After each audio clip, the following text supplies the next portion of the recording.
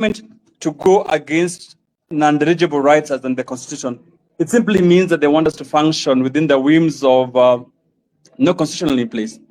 If you're going to run the country without a constitution in place, then that means everyone for themselves, God for us all. And you see a government running to start reviving vigilantes. This only happens in failed states.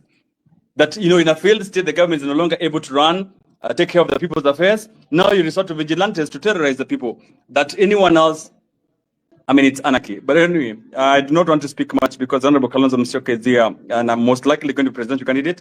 I think our very best as co-host and host is to give him the chance to listen to him. And then, like you've said, Hillary, I think the Honorable Kalonzo Musyoka shall be assured that anyone who tries to ask very personal questions, I think will not be given the chance to have the microphone. We're here for an objective debate. Let's listen with him. Let's listen to his ideas, and let's question and interrogate them as when appropriate. Thank you very much, Hillary, for giving me the chance, and let's have a good debate. Thank you. Thank you so much, Honorable Neto. Karibu sana Mheshimiwa. Thank you so much, Abdi, and everybody else. Honorable Kalonzo, we really humble as a pressure point team to host you today and feel welcome on board. And we are very, very happy. As we start today, and I know many people you've done quite a lot. I know many people knows you, and maybe those people were born yesterday or 2 years ago.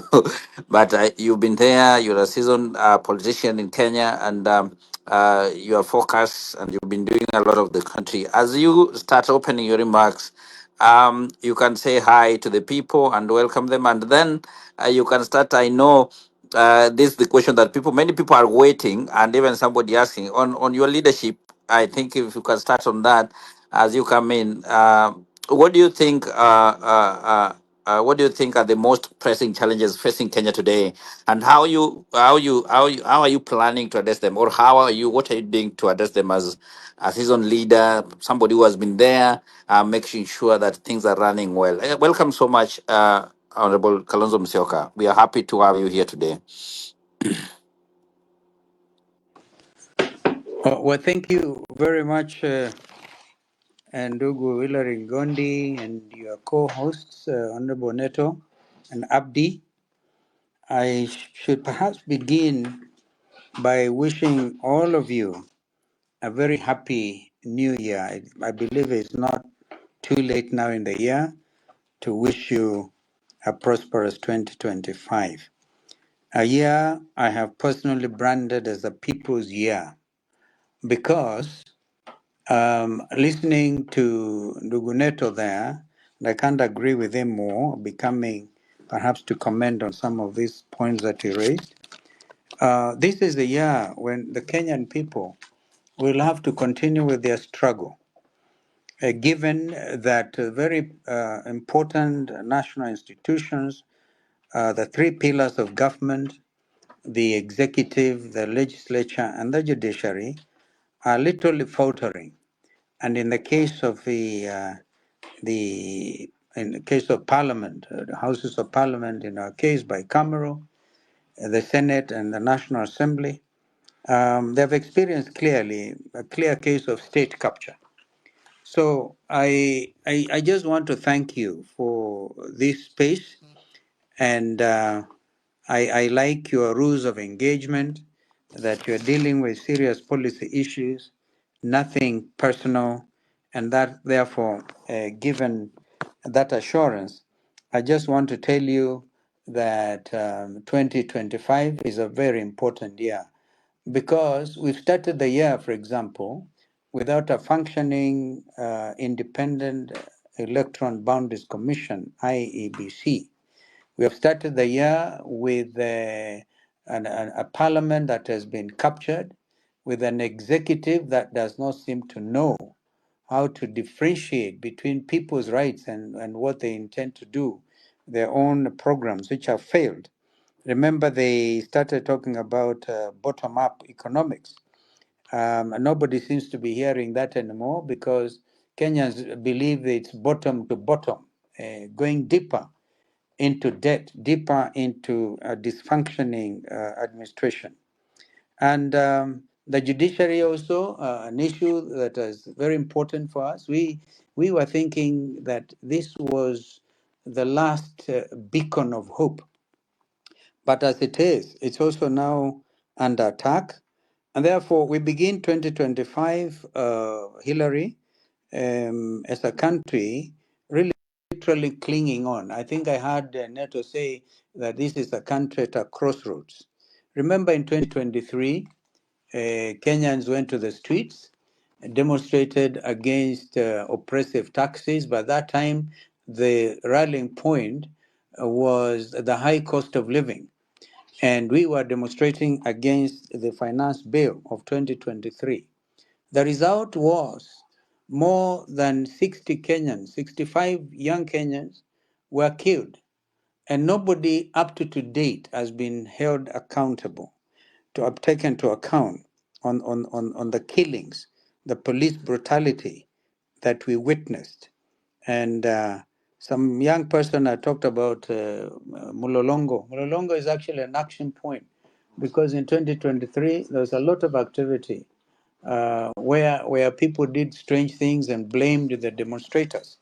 So the result of the 2022 demonstrations was that both President William Ruto and friend Raila appointed a committee which I had the honor to co-chair, which was named the National Dialogue Committee.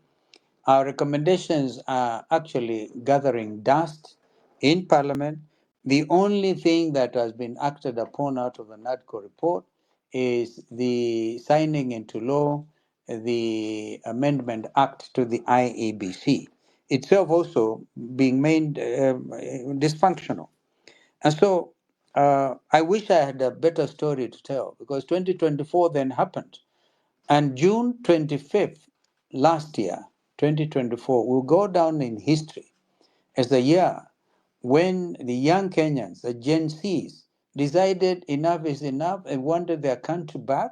They wanted accountability. They wanted good governance. They wanted a country governed by the rule of law in accordance with our Constitution 2010. The problem with our Constitution is not the Constitution itself, it's the Kenyan leaders who do not understand what one time my law professor, the late Okoth Gendo, famously said. The problem in Kenya is not that we do not have a constitution, it is the lack of constitutionalism. And so, if people were able at least do the bare minimum, follow what the constitution says, we will be making some progress. But right now, the country is literally at a standstill.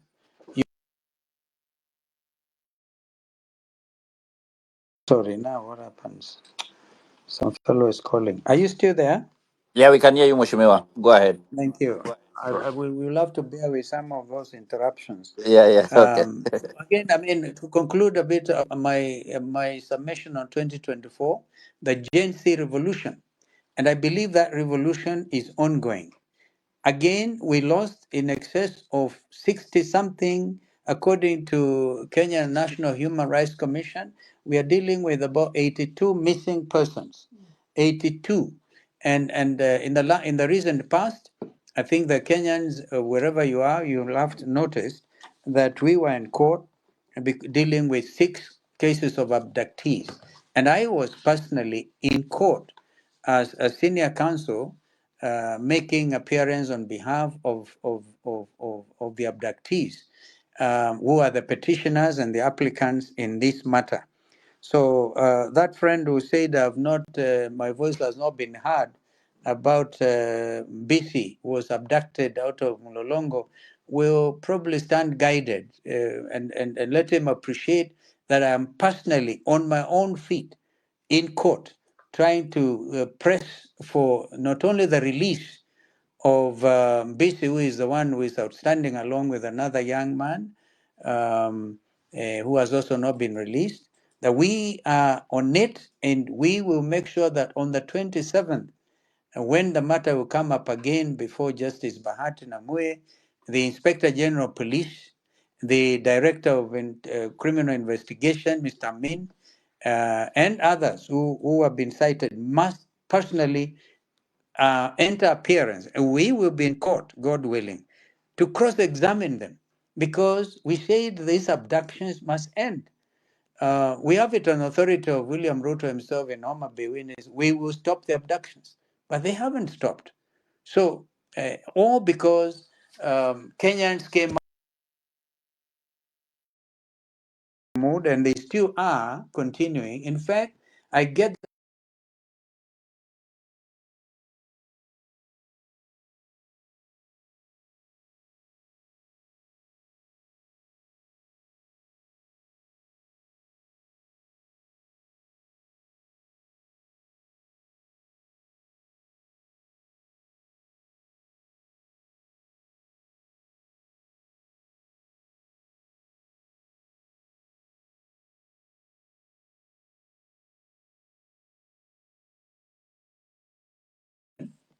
but you are riding on the blood that the young Kenyans shed unfairly, unreasonably, in contravention of the law.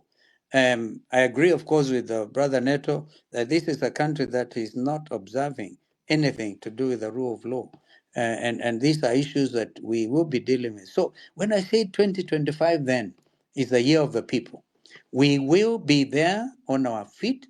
We will challenge this administration. We will try to hold them to account, not by issuing statements when of state capture, because Kenyans are already overburdened. Because Andane, for example, is going to come up with a regime of overtaxing Kenyans yet more. When at this time we all know the most overtaxed country on earth, I believe, is Kenya. Housing levy tax. I have personally said, God willing, we take over the leadership of this country. The first executive order will be to do away with the housing taxation, the housing tax levy, whatever it is. Because Kenyans today, any Kenyan who is earning a salary is feeling the pinch.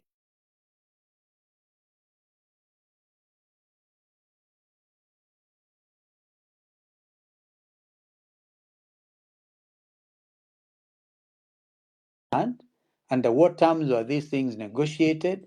Kenyans have mortgages on their own.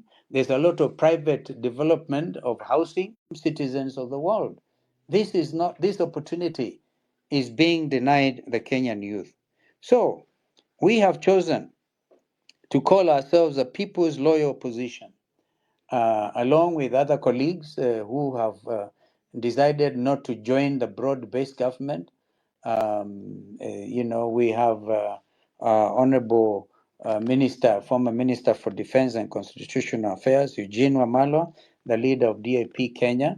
We have Jeremiah Kioni, who is the Secretary General of Jubilee. We even have Kanu on board, who have said we are not joining this broad-based government. And we will be showing the way forward with regard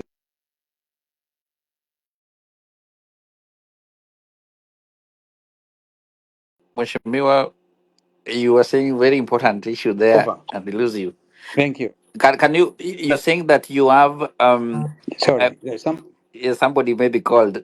Just repeat the sentence that you have somebody something with. called. All right, no worries. We can hear you now. Mm. Sorry, can you hear me now? Yes, I was very well. just saying that soon we'll be making announcements with regard to revitalization of the energized coalition arrangement, which will be looking at ukombozi, literally kukomboa nchi yetu. We're therefore coming up with a front to deal with that matter. And of course, I did mention some of the colleagues that are already on board, and we think a lot more people will be joining. So this is the year 2025, the year, the people's year, to be able to take back their country. So I think I need to say that so I do not have to say everything at this stage. I'm ready to take action. I mean, to take any questions that your forum may be having. Yes, yes, Mheshimiwa. I know I'm going to open to the people to ask questions, but I have two vital questions. The last statement that you've just mentioned that you're now trying to figure it out how to have an umbrella. to come again 2025 being the year of the people. So you want to tell us that Azimio is no more because we have seen Honorable Martha Karua already dropped out. Raila Odinga, I don't know, but so you want to tell us that Azimio is no longer there. So we are looking a new chapter, or what do you mean when you're saying that? Yeah, Hillary, as of now, the party leader of Azimio is Raila Odinga. He's a party leader. Uhuru Kenyatta is the chair of the council. But clearly, Kenyans have seen that Azimio is dysfunctional. But we are holding there. In fact, we have asked Philip Kisia, the former town clerk of Nairobi, to take over from Raphael Tuju in a manner that Tuju himself was able to say, yeah, I think I want somebody else to take over as the executive director of Azimio. But his responsibility is going to be to now fashion a new coalition that is going to welcome other members, so that really Kenyans will have a voice and a platform from which they'll be able to claim their country back. So that's what I'm saying, Hillary. I'm not saying as of now Or Azimio is dead, because we have of course under the terms of the coalition agreement itself, there's a procedure to be followed. Because if you have been following, for example, the pronouncements by Honorable Junet Mohammed, who is the Secretary General of Azimio, he is more Ruto than Ruto himself. So we do not want to pretend, and yet he says he is the leader. He's the leader of the minority in the National Assembly. So these are some of the things that we must face head on. We'll give opportunity to ODM to restate their position, say yes, we want to continue being in the new coalition, or that we want to leave and join UDA, for example. So this is what I'm talking about, Hillary. all right, As all of right, now, of course, as Honorable. of now, Azmir is not dead, but I think it's on. We are going to have to rewind it, and refashion it, and perhaps Yes. even drop the name Azimio, because Kenyans are fed up with it. And I think the young generation in particular. In fact, if you listen to our colleagues in ODM, nobody, including Agwambo himself, talks about Azimio. They talk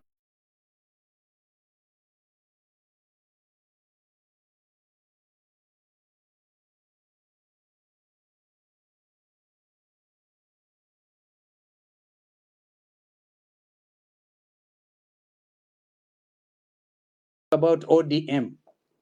So On your personal leadership, as someone who has been there and in so many years, what has been your greatest lesson that in the public service that these people or the young people, or you can advise young people who are coming up, because you're seeing young people are coming up, they are emerging. As a person that has been there, what advice can you give these young people, or a great lesson that you've learned in these many years that you've been in leadership? yes, of course, we look at my own career progression in politics. I actually entered as a Gen Z, because I think, and no, as a millennial at age 31. And so young Kenyans have a right to come and enter the political space, but also really recognize that it's a calling. If you enter politics as an avenue where you make a fortune, you go in and make millions, or you use millions to bribe voters and then go on, you may find that kind of leadership does not last. So my own experience is that you cannot succeed as a leader if it's not a calling. And I've looked at it as a calling myself. This is why you will never hear a lot of Kenyans associate me, although I was vice president to Kibaki, with amassing insane wealth, or stealing from Kenyans and doing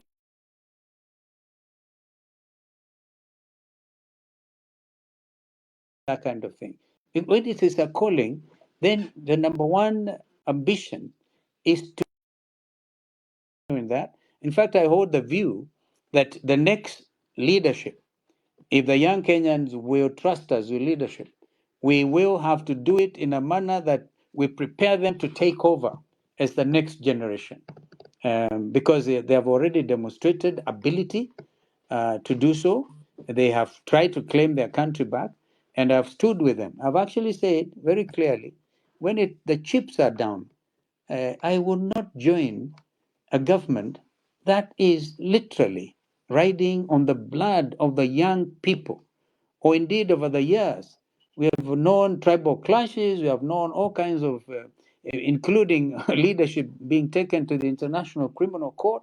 And that is a very important matter, by the way, that one of the things we have done recently is to say abductions, for example, abductions and forceful abductions are a crime against humanity, and they are therefore admissible in accordance with the Rome Statute, the International Criminal Court. So we are not leaving anything to chance as we move into 2025, and I'm ready to offer my own experience and leadership in a manner that Kenyans will find very easy to relate with. Over the years, I've known political betrayal. I've seen that people coalesce around each other in order to win political power. If they don't win, then they disentangle, they disintegrate. But I think the time has come to demonstrate even integrity in leadership. And I think that's what has been my guiding principle. Coming from Sekuru, which is not very near Nairobi, I had obviously, and you must also give room for God in all these things, because it is God who fashions leadership, and He can also, bring down leadership. I've seen other people misuse the name of God to assume to leadership. And I think everybody now knows the church itself underwent some form of capture, and I think now everybody is the wiser. So 2025 is going to be a year of the progressive forces in our country getting together kukomboa nchi yao. Asante sana mheshimiwa, ubarikiwe sana kwa hiyo maswali. Najua swali ni mengi, lakini ningependa kupatia wengine sasa pia waulize swali na Sawa, wakiwa na jambo la kusema. Abdi, you have something to ndio. say before Milton come in and Kigen Yes, and Anthony? Yeah. yes. I'll just be brief. I just want to welcome those joining us. A warm welcome to them on this vital and timely discussion on the state of our nation. I think, as you said, we are privileged to have Honorable Kalonzo Musyoka today, and along with other outstanding panelists including our leaders, Honorable Neto, Bonnie, Hillary, and others. These are voices of reason and courage to continue to push for accountability and transformative leadership with these challenging times we're facing. I think all your presence here reaffirms that the strength of our nation lies in people willing to speak up, people willing to engage, people willing to demand the leadership we deserve.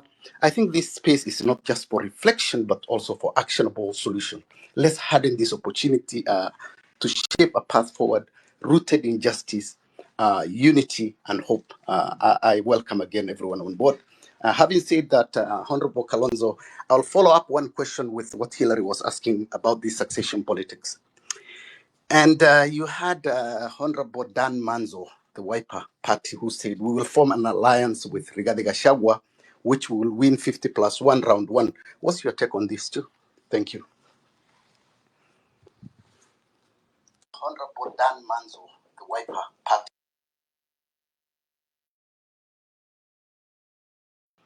Hello, you can hear me? Yeah, I can hear you. I don't know, Mheshimiwa, we have like 5 questions so that you can answer? Is that okay? Or maybe five, so that you at least you take them note, then you answer them one by one. Is that okay, Mheshimiwa? His mic is muted. I think they're working on it. Maybe he's in a call. Keegan, do you have a question or you have something to say? Or before Milton? Yes, for me, yes, I can see His Excellency is back Yeah. on, but I will say this, Your Excellency, Hello, now that your speaker is back on, hello. Your Excellency Kalonzo, Merry Christmas and a Happy New Year to you, sir.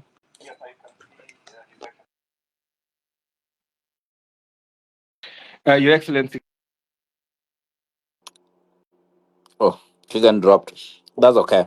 Mheshimiwa, I was asking that can we have a series of questions so that you can answer at Yes, Yes, I had Abdi's question. Yes.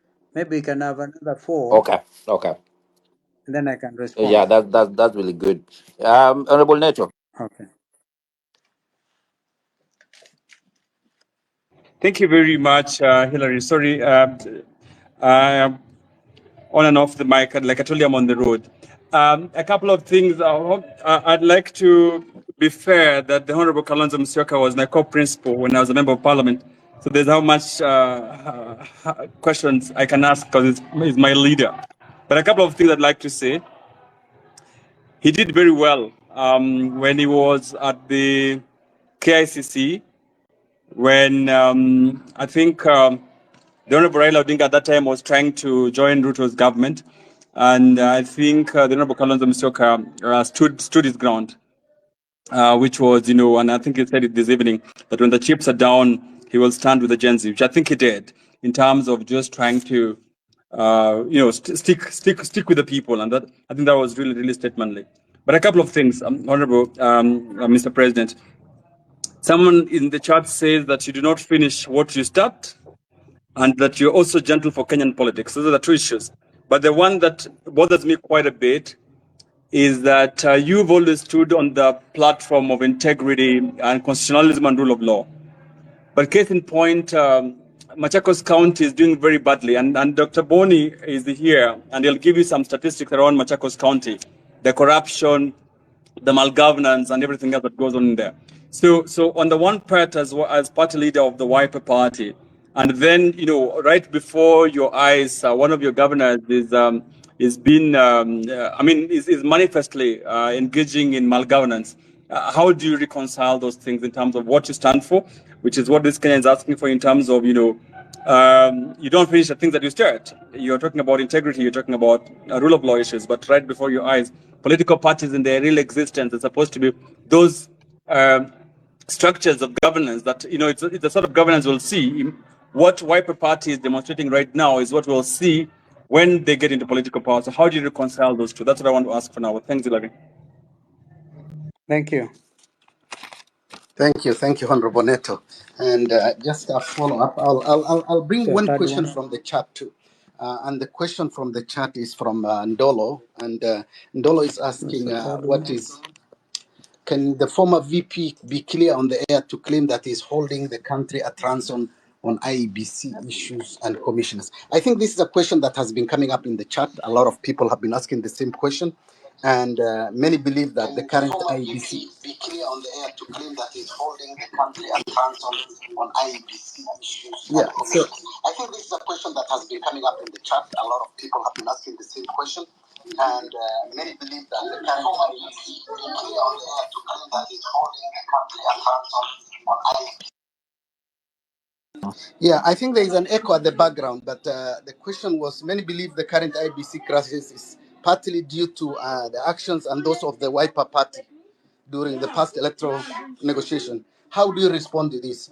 The role of commissioners' appointment, do you believe the process for selecting IBC commissioners by your party contributed to the current instability? I think this is a question that is so many in the chat, so I think we can also put it to a rest. Thank you and let your comments come. Thank you again for all those who could not get the mic. Oh, thank you so much, Abdi. Mheshimiwa, those are three. Anthony, I want to give you. Then I give Many in the chat, so Anthony. Go ahead. and let your comments come. Thank you again for Thank all you. those who could. Thank you very much, Hillary. Mheshimiwa, those are For three. Anthony, boarding I up want to give you. tonight. Then I give. I think there's an echo. Yeah. Neto, can you mute your mic, No, please? it's not Neto. I think Honorable Mheshimiwa and your Anthony and if you have a question, Okay. yeah, Thank you very much for the space. I hope I'm audible. you are. Thank you. One of the things I've really fought for from when we began this in June 25th was the direct involvement of young people into the leadership structure. And I'll give you a case in point. I Anthony, and Tony Gashoka, as you come in, you want to give us a history. That's okay. Do you have a question or do you have something to tell us? I was only now preparing the ground for the question that now I ask the question. One of the things I did to just to try and highlight that young people do have something to offer, we came up with the Adani case. I, Tony Gashoka, Mount Kenya jurist, and everyone else was in that team. And we have a great team from the diaspora too. And I watched in front of my eyes as, you know, and I give them credit as they took the case and went with it, and we did a very good job at it in the court. But what I want to understand, and the Honorable Kalonzo has put it very well, that he wants to nurture. Hear the conversation. That he wants to nurture. So when we talk about nurture, at what point do we begin to nurture? Because when we are But what I want to understand, and the Honorable Kalonzo has put it very well, that he wants to always kind of thrown behind, and you guys tend to take the light. We are not asking to come into leadership directly, but we want to be involved. Like now, when you're talking about coalitions that are happening, young people in this country have been the driving force, literally bashing this government and calling it out. But when coalitions are being formed, those young people are not in the table. Their needs, wants, and aspirations are not being voiced by them. There seems to be an assumption that people know what the young people want. And when I talk about young people, I talk about millennials and Gen Zs. At what point do we start seeing these young people actively on that negotiating table saying, this is what we are talking about in terms of employment, in terms of internships, in terms of being involved in the budget making process, the civic education. At what point do we get a seat at the table? Because we don't own political parties. So we can only leverage with people who own political parties like the Honorable Kalonzo Musyoka. So at what point do we get to feel we are involved directly, not just being almost used? Like we get something we are riding on, we allow you to come in, then it's taken over and we are forgotten until we bring something else up. Because I feel young people have something they are saying, but other people are interpreting what they think young people are asking, instead of having those young people directly say what they want when it's time for negotiating. Thank you. Well, thank you so much, Anthony. Mheshimiwa, you can respond to those ones as we wait other speakers to come in. Having those young people directly say what they want when it's time for negotiating. Thank you. Well, thank you so much, Anthony. Mheshimiwa, you can respond to those ones as we wait other speakers to come in. Well, thank you so much, Hillary. I'll begin by the question. There's some background noise.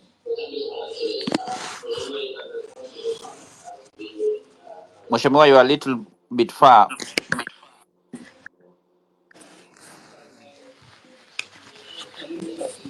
Mm, It's a Come close mix-up. to the mic, please. It's a mix-up. okay. Mheshimiwa, you are a little bit. Yeah, there's a bit of a mix-up. Are you there? Yes, we can hear you now. You are clear. Yeah. Okay, to that. I want to begin by the question by, I think, Abdi, when he talked about what Dan Manzo said yesterday. I think it was a morning show between himself and his fellow senators, Sifuna, Secretary General of ODM, and Senator for Kisumu. Of course, it's clear he was just referring to a visit former Deputy President Gachagua made to his county of Makueni. Are you still there? Yes, Are you Mheshimiwa. still there? Yes, we can hear you. Yeah. So You are clear. what Dan Manzo was basically saying when he talked about 50 plus 1 is really looking forward to a possibility. But I can tell you as of now, we have not opened discussions with the former deputy Gachagua. The only thing I think Wiper did during the impeachment process was they stood against the motion of impeachment, and I think that was a very principled position, and because it was a very well canvassed political position by the party at a retreat, because Kenyans were saying they wanted Kufa driver, Kufa Makanga. So it was not going to be Gachagua alone, but even Ruto. That's what Kenyans wanted at that time. So when it comes to coalition building, and I want to link this one up with what Anthony was actually talking about and sounding a bit angry that the youth are not properly involved, even in coalition making. I want to assure him, when now it comes to this, this is the time to know. Really, I wish, for example, that the Gen Zs had formed a political party by now. If they had, I can tell you that I will be the first one to invite them into the new coalition arrangement so they'll have a seat, a proper seat at the table in order to together liberate our country. Bonaneto, I thank you for the kind remarks, but you think I'm too gentle for Kenyan politics? Ukiona simba amenyeshewa unaweza kudhani ni paka. We have to take everything as it comes. When it was time to fight for this country against state capture by Adani, we were there, literally.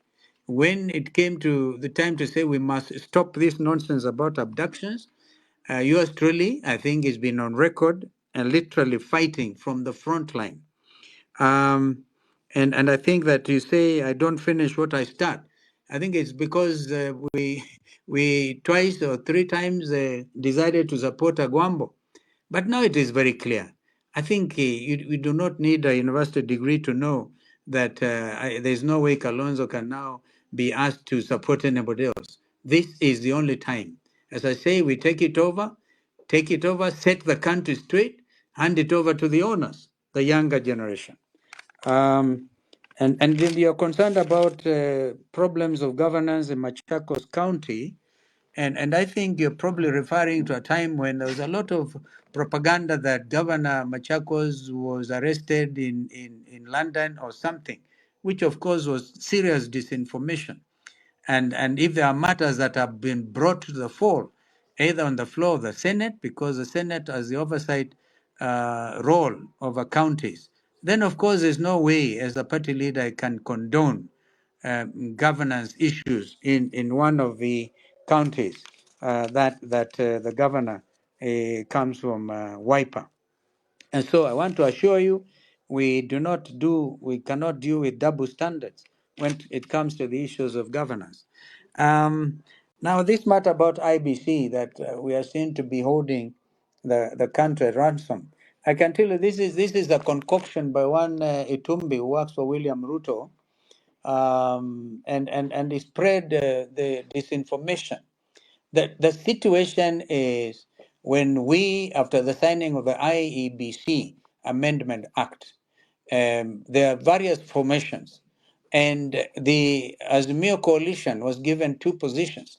One position went to ODM, and then that it was agreed it was coming through Parliament, and therefore the name of Professor Adams Olo went in without any problem. When it came to Wiper's position, it was then Wiper to discuss with the other 23 members of the coalition parties.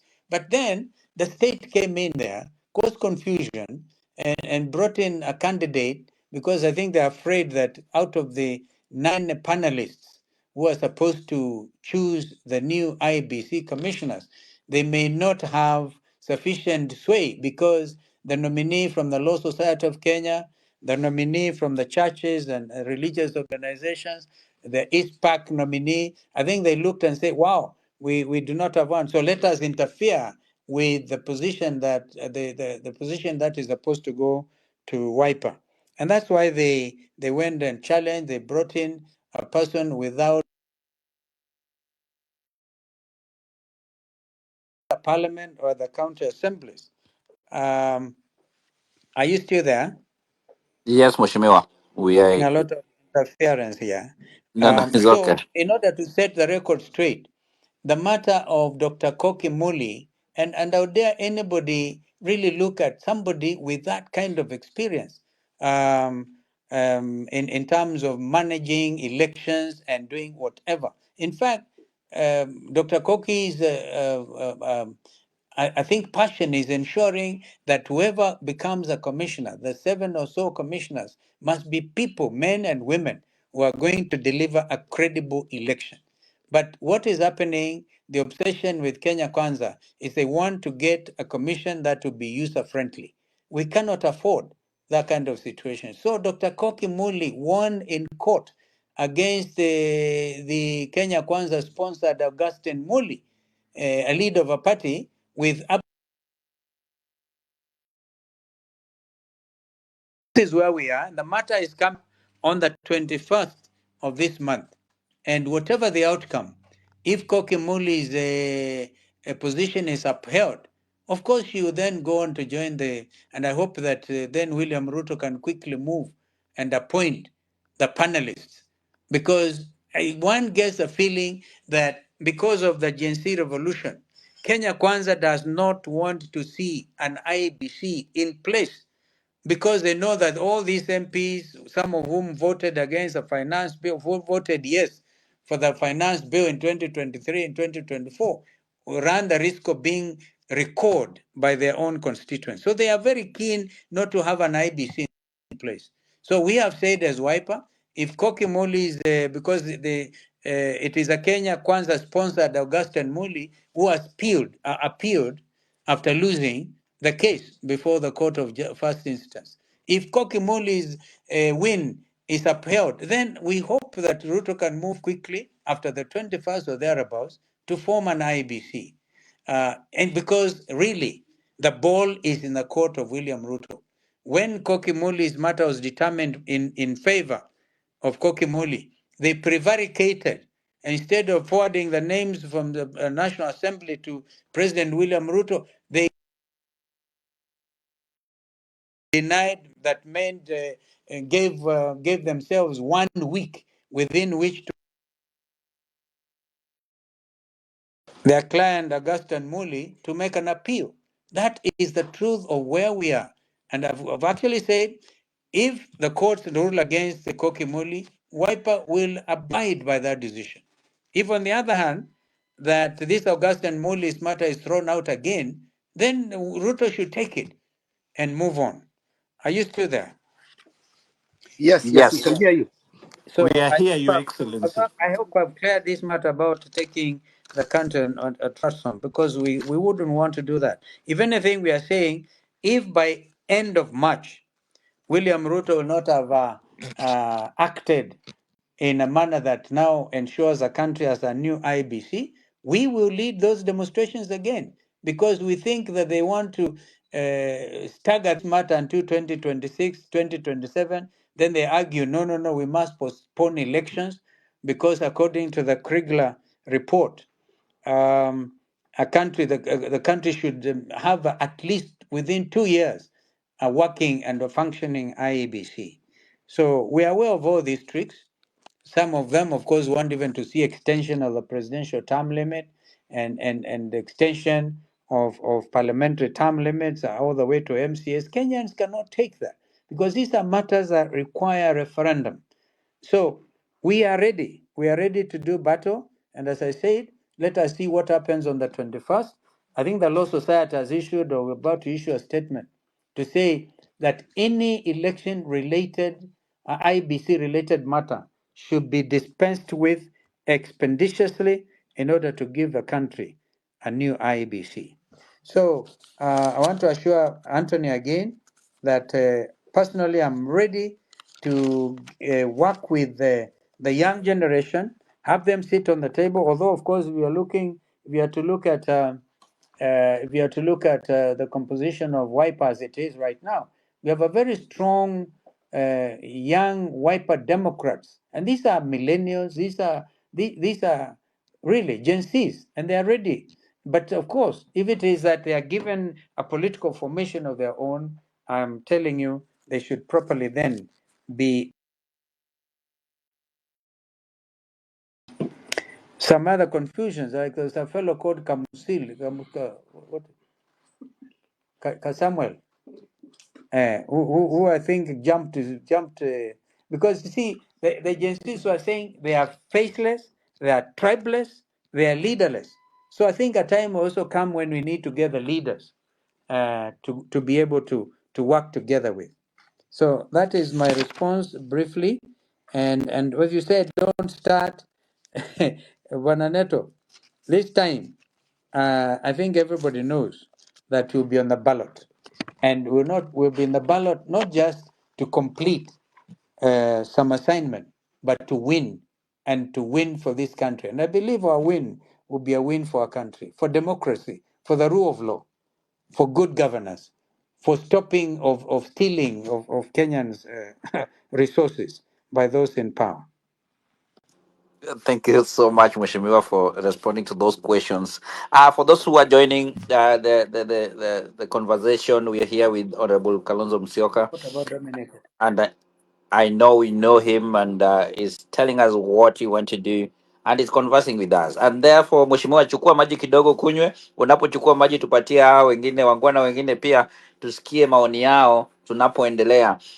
Na pia wale wanatusikiliza, you can write your questions down there so that we can read them. Abdi will respond, will read them, and Mheshimiwa will respond on that. I want to, Abdi, can we give to Wanjiru, then Dr. Boni, Dr. Militon, then Dr. Boni, on that order? Yes, yes, yes. And I just want to reaffirm and say thank you to Honorable Kalonzo for his steadfast leadership and commitment ensuring the IEBC's reconstitution process adheres to the principles of inclusivity and fairness. I think his emphasis on youth involvement is also a critical step towards shaping a future that reflects the aspirations of Kenya, I think. And also one thing I want also to echo is his unwavering belief in the rule of law as foundation of resolving our national challenges. Thank you again. Over to you, Hilary. Oh, thank you so much. Wanjiru, good evening. How are you doing today? Good evening. Yeah, I'm good. Thank you so much, Uri, Abdi, Naito, and Karanzo for actually coming for to the space. I do have a question to Honorable Karanzo. I don't, and Abdi, please forgive me if it's personal. Maybe raise your hand if it's personal.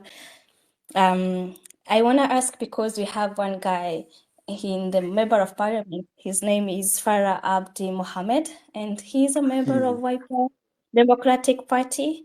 And in the past, we have heard him, saying words like, "If I was the president, I would murder the Gen Zs." And and today he actually called us Kumanina Zako, something like that in Swahili. The question is, sorry, the question is, do you have a way of, because you're the leader of Wiper Democratic Party, no, Wiper Democratic Movement, sorry for saying party, do you have a way of actually disciplining him? I know in the recent, the leaders have been speaking of agencies or youths are undisciplined and blah, blah, blah. Do you have a way of actually, as the party leader, disciplining such a member of parliament who is actually a leader of dialogue, spewing hate towards the youths and spewing, words of "I would murder the Gen Zs, I would actually do this if I'm in a position to." So what is your move on actually helping him to actually get to senses? Because on my view, I feel like he doesn't think well, because that's not a way a reader that should be thinking. Sorry, Abdi, if that question was personal. I'm sorry, Hilary, as well, but that was the question as well. So It's okay. Thank you so much. I think that's one question somebody also asking somewhere here. Somebody sent me a message, but thank you for asking that question. Thank you so much. Dr. Milton, go ahead. Just to follow Wanjiru. Honorable Kalonzo Musyoka for the gracing this discussion. Let me start by introducing myself because I'm sure he doesn't know me. So my name is Bobby Mwangi. Can you hear me? Yes, yes, yes, yes. The- Okay. So my name is Boni Mwangi. I'm a US-based Kenyan economist and certified public accountant. When I'm not working as an economist, I spend a lot of my time researching, publishing, Okay. documenting, and educating Kenyans So on my what name their is Gordon governments are Mwangi. I'm a doing with US-based their Kenyan money. economist and certified public accountant. There's a lot of echo. I'm not sure which one yeah, it Yeah, is. yeah, it's Honorable Kalonzo's mic that's on. I'm trying yeah. to mute it. So go ahead, please. Thank you. What do you got? Yeah. Yeah, so I was introducing myself. So I was saying that when I'm not working as an economist, I spend a lot of my time researching and documenting and publishing and educating Kenyans on what their governments, national and county alike, are behaving and often misbehaving with their money. And in this capacity, I interact with Kenyans a great deal. One of the things that's very clear when you talk to these Kenyans, particularly young Kenyans, is that they have absolutely no trust in the old guard of Kenyan politics. I'm talking about people that have been in the limelight, in government, in one position or the other over the last 20, 30 years. If I was to list the top 100 politicians of the last 20, 30 years, I bet you 95% of them are going to be very wealthy people. Yet, when Kenyans try to understand how did these people become so wealthy, they never ran any business that anybody knows about. They never invented anything, but they've become billionaires primarily because of their proximity to power. Rightly or wrongly, Mr. Kalonzo Musyoka is seen as part of this group. I'm not here to cast any aspersions. I'm just here to say that Kenyans will look at someone like you. You've been in parliament, you've been a vice president, you've been in high positions for 20, 30 years. When we look at what's ailing Kenya right now, chronic unemployment, um, corruption, everywhere you look around, we have a system that's not working for Kenyans. Through my analysis, as I've educated Kenyans,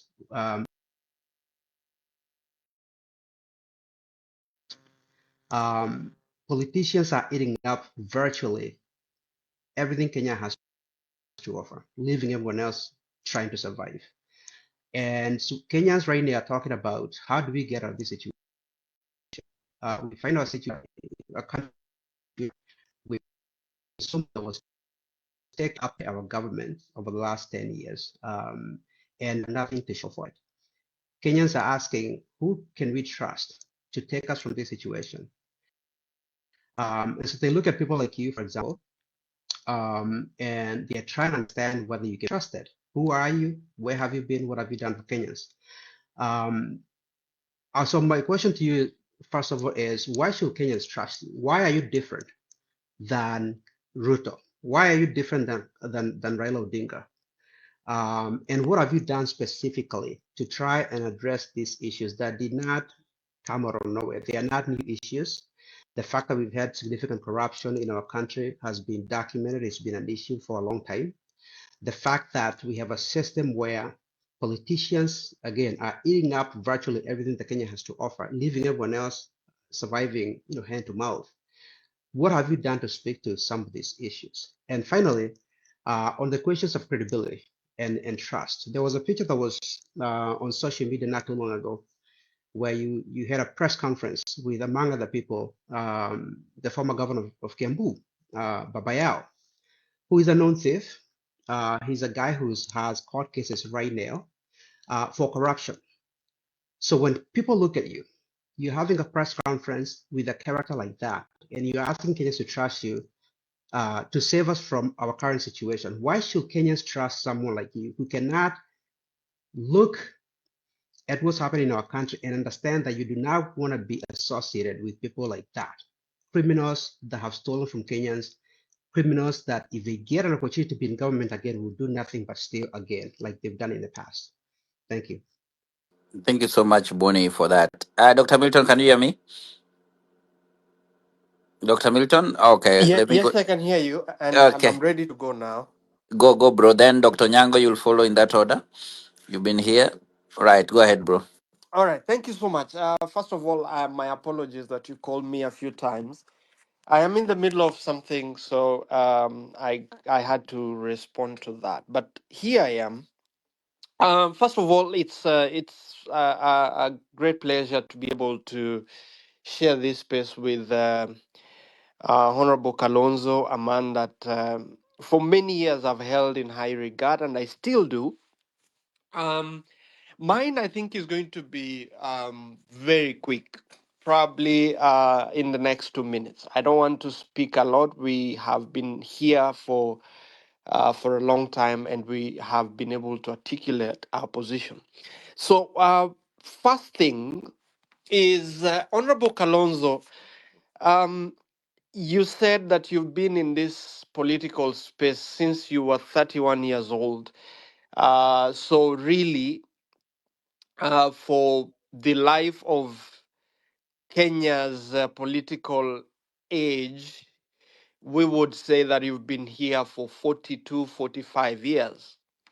And I look at your CV as a politician, and I mean, the only thing you've not been is to be president.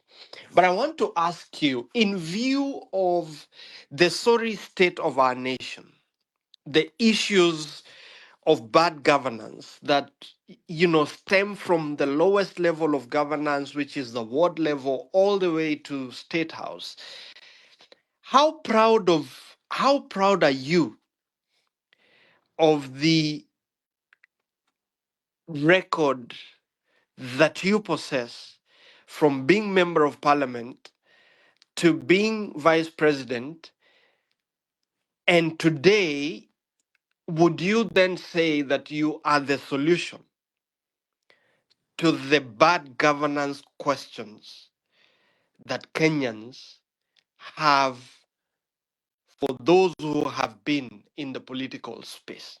I ask that, and it is a two-sided question.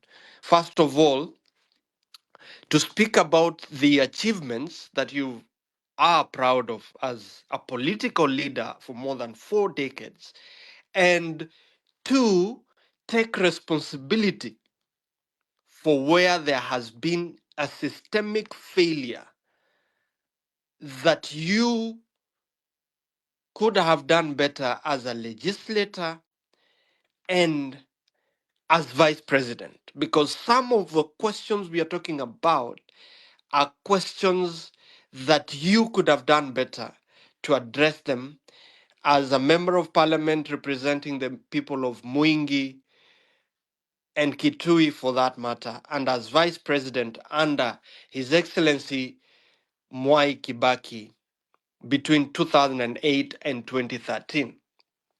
And an addendum to that question would do with your 10 years between 2013 and 2022, and 2 years on as leader of Wiper Party, where you have been principal of people at governor level, at MCA level, at legislative level in the National Assembly and the Senate, who have failed to do their job, who have, and I want to be very, very categorical, I don't want to miss my words on this, who bear blood in their hands because of the heinous acts of bad governance and corruption that has led to thousands of lives being lost while they were governors, while they were MCAs,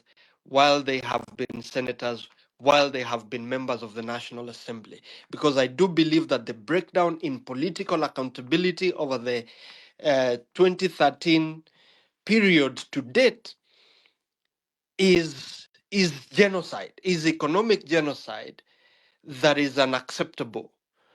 And I carry along and associate myself with the sentiments that my colleague Boni has expressed, that you can actually speak with Babayao and he can claim to be your disciple. How do you reconcile that association? So how do you take responsibility and how do you express pride in your political record for over 4 decades? My second question would be, Honorable Kalonzo, when we talk about bad governance under the William Ruto administration, and I've listened to you say that Azimio still remains intact, I am extremely disappointed to hear so much conflict in your statement that Honorable Raila Odinga, Honorable Junet, and others are more Ruto than Ruto himself, but you can actually say that Azimio is still intact and still represents the interests of the Kenyan people, when the Kenyans themselves have been categorical that they have nothing, they don't want anything to do with William Ruto and his regime and the scions that are being born out of his marriage and convenient relationship with Honorable Raila Odinga that has extended the lifeline of William Ruto. If Raila did not get into this marriage with William Ruto, there is genuine, legitimate expectations that William Ruto would not be president and that we will not be talking about a William Ruto presidency going into 2027. And here is my reason why I say that.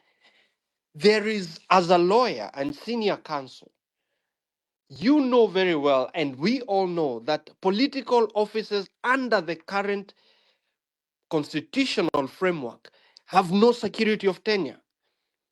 The people have the power to send home political office holders at a time when they feel they do not represent their interests. The question then becomes, why would we be talking about waiting for 2027 to have elections when it looks as bleak as it looks? And you co-chaired NATCO, and you rightly said that your report is gathering dust somewhere. How then do you want Kenyans to trust you and trust what you say, that you're actually the alternative? You are actually the face of the transformative leadership that the Gen Zs are clamoring for. And I hope I'm clear enough, but I would want to hear you speak and respond to the accusation that is out there of doublespeak by the political elite, of whom you are a part, and then Milton, try be to able land, to please. bring Thank you. Kenyans to believe that you actually represent the transformation point that the Kenyan citizens find themselves in. I hope I am clear enough.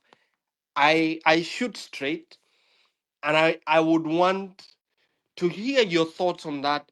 And please, if it is not too much to ask for, if we can continue this conversation with the honesty that the Kenyan Gen Z is demanding. On the issue of abductions, you've made yourself very clear. Dr. Milton, I don't Dr. need Milton, to I think you need to land. I don't need to Dr. Milton, you belabor need to that land. point. But if you could speak to my questions with clarity of thought and as honestly as you can be. Thank you. Thank you, Dr. Milton. I think for the panel of speakers, let's be a bit brief and let's utilize 3 minutes to get on. I think I'll just capture whatever I had. It's very quick. There is Wanjiru, and this has been coming back to the chat about the sentiments made by Honorable Farah Maalim, and I agree with her. Hate and violence have deep, lasting impacts beyond political lines. It's essential for all of us, leaders and citizens, to be mindful of our words and action, and we focus on unity, not division, that prioritizes peaceful, constructive dialogue. I think Bonnie and Dr. Milton also have touched on an important issue, which is about the political baggage, past actions, trust issues that must be addressed transparently to build confidence. Having said that, over to you, Honorable Neto, and then we can go on the order. Thank you. Thank you. I think Neto as on the way. Before Honorable Kalonzo come in again, I want to say that, guys, there's so many requests that we have. If you have a question, you can write down there. We will try to read them so Mheshimiwa can respond to them. And also those who are in mic, 3 minutes is enough, or 2.5. at most for us to at least to make conversation more focused and on the state of the nation. Justina Wamai, I see you, and I want to welcome Dr. Duncan, then Justina Wamai. I see Nonini down there.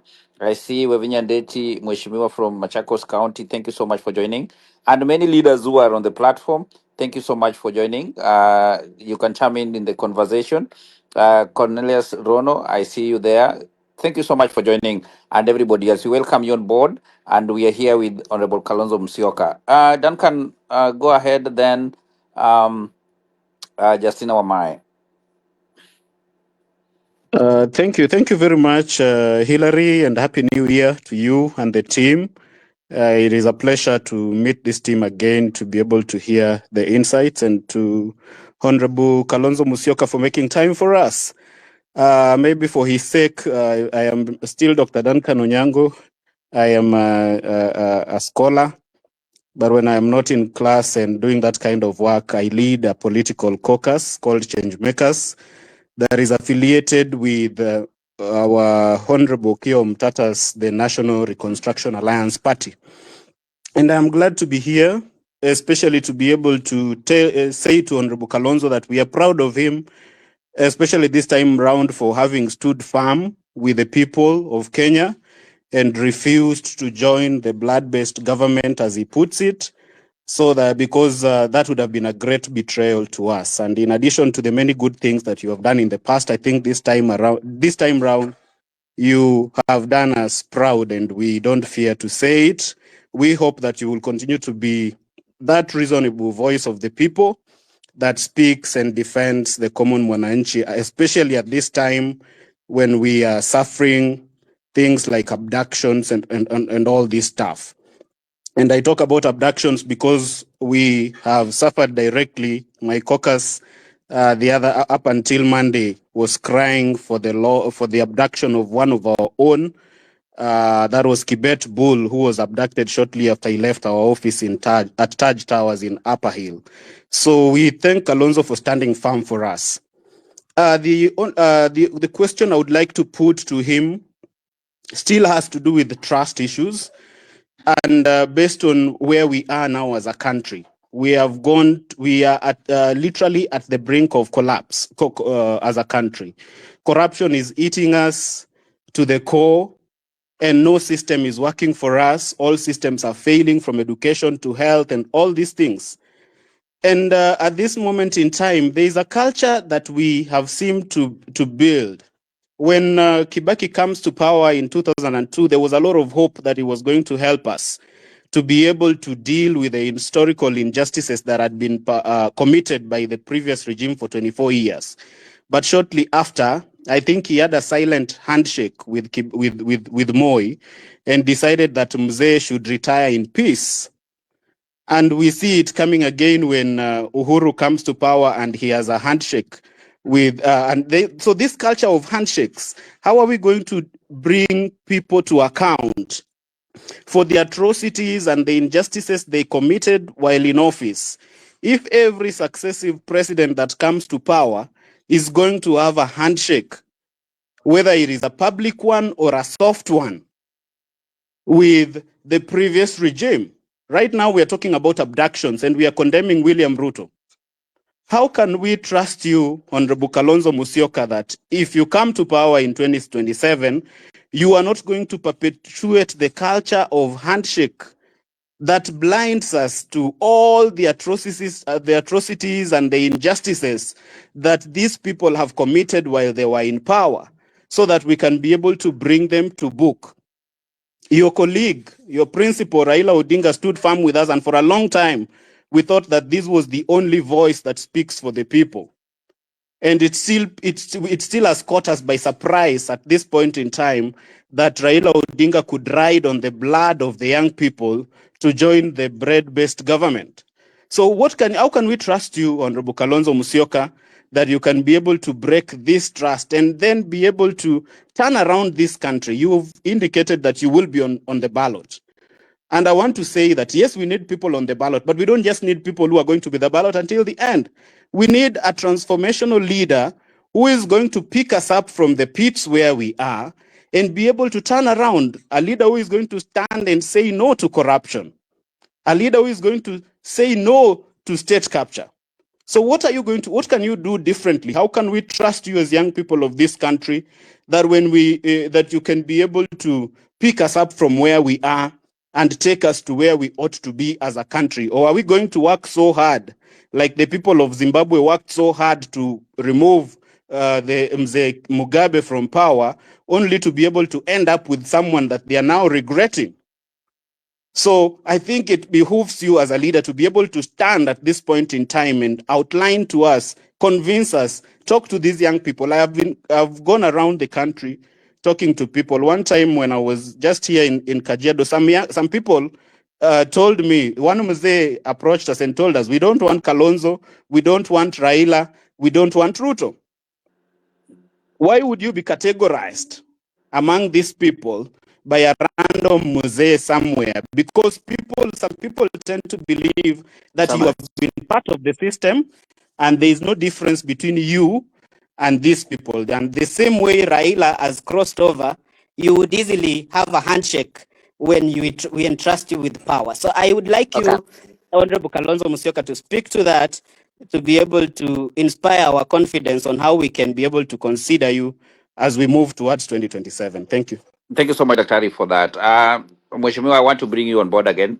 If you can chime in on those questions, that we bring a new team on board, at least there's so many requests, and I know many people have a lot of questions. But if you can come in and respond to those questions, Mheshimiwa, you are muted.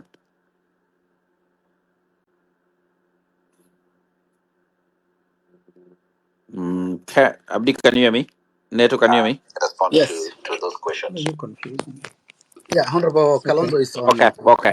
Mheshimiwa, go ahead. You can hear me now? Yes, I can hear you. Yeah. My microphone is on now. Can you hear me?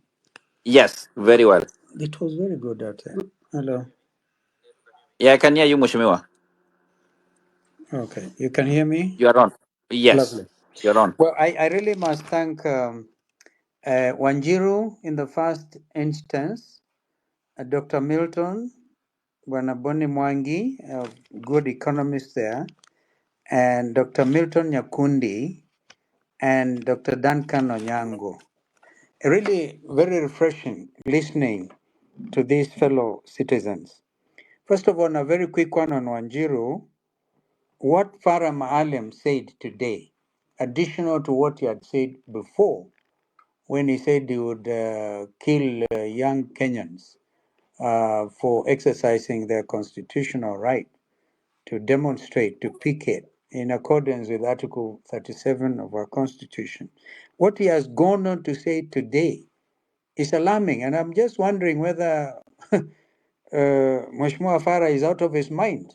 You can't abuse Kenyans na kushikanisha na mama. Ni mambo ya ajabu hearing something like it. So I condemn it in the strongest terms possible.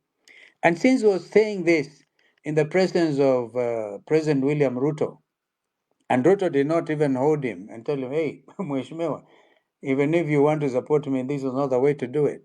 So clearly, we had as a party, because unfortunately in our books, Honorable Farah Maalim appears as the deputy party leader. I can assure you, before the end of this year, we'll have had our national convention of the party, and I can assure you there's no way Mheshimiwa Farah Maalim can get a single vote from the party that I'm honored to lead as a party leader. In the meantime, we've referred the matter to the party's disciplinary committee, and I'm sure it is handling that. But after today's outrageous utterances, I would advise him to resign from the party. He doesn't have to wait to be thrown out.